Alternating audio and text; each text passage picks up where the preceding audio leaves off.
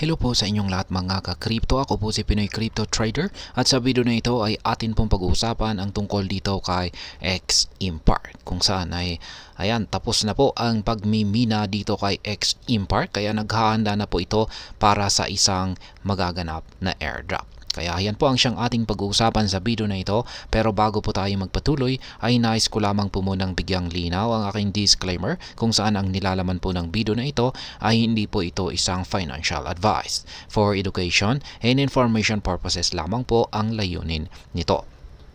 Ayan, sa mga hindi nakakaalam ay ang X-Impart ay dati po itong kilala bilang Mask Impar, kung saan ay isa po itong Telegram-based crypto game na naging popular or sikat dahil sa kanyang unique na gameplay. Sa game na ito, ang mga players ay nagtatap lamang po sa isang cartoon version ni Ginoong Elon Musk para kumita ng in-game coins. Kaya yan, meron po siyang pagkakatulad kay Hamster Combat. Ang mga coins na ito ay ginagamit para mag-invest sa mga Musk-inspired businesses tulad po ng SpaceX, Tesla at iba pa. At yan po ay sa game. Kaya ayan, ang gameplay po nito ay natapos noong Lunes. Sa phase na ito ay halos 48 million players ang sumali at nag-meet ng nasa mga 570,000 na NFT vouchers. Ang mga vouchers na ito ay nagbibigay ng share sa paparating na airdrop na magbibigay ng X tokens sa mga players nito. Kaya ang airdrop ay isa po itong paraan para ma-distribute ang bagong tokens sa mga users.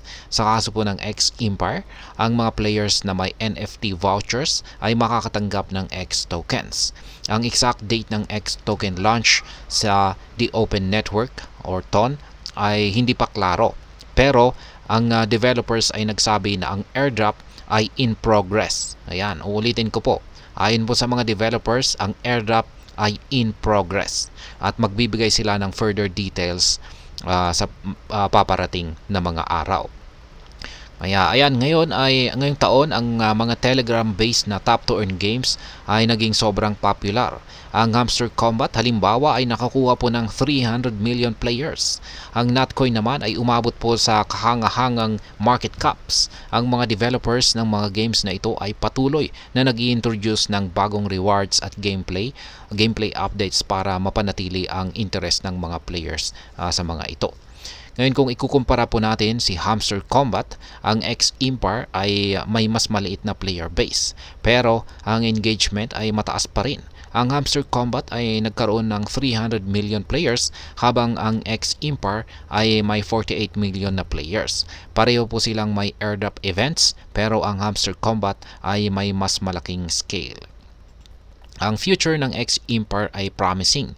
Ang mga developers ay committed po sa pag-improve ng game at pag-introduce ng new features nito. Ang airdrop ay isang malaking event na inaabangan ng community. Kapag na-launch na ang X token sa TON, ay magkakaroon ng bagong opportunities para sa mga players na mag-trade at mag-invest. Ang community engagement ay isa na rin po itong key factor sa success ng mga games na ito. Ang mga developers ng X-Impar ay active sa pagko-communicate sa kanilang community. Nagbibigay ng updates at nagre-respond naman po sa mga feedback. Ito ay nakakatulong para mapanatili po ang interest at loyalty ng kanilang mga players. Ngayon, sa kabuuan ay ang masasabi ko po rito ay ang X-Impar ay isa po itong successful na Telegram-based crypto game na may malaking player base at mataas na engagement. Ang upcoming airdrop ay isa po itong exciting event na inaabangan ng community. Ang future ng game ay promising po lalo na kung patuloy na mag-i-introduce sila ng bagong features at rewards sa mga players.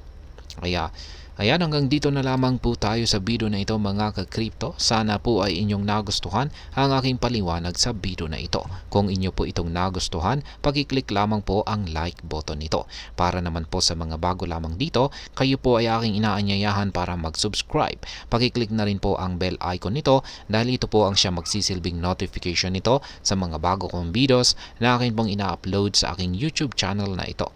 Marami pong salamat sa panonood. Ingat po tayo lagi at God bless po sa ating lahat.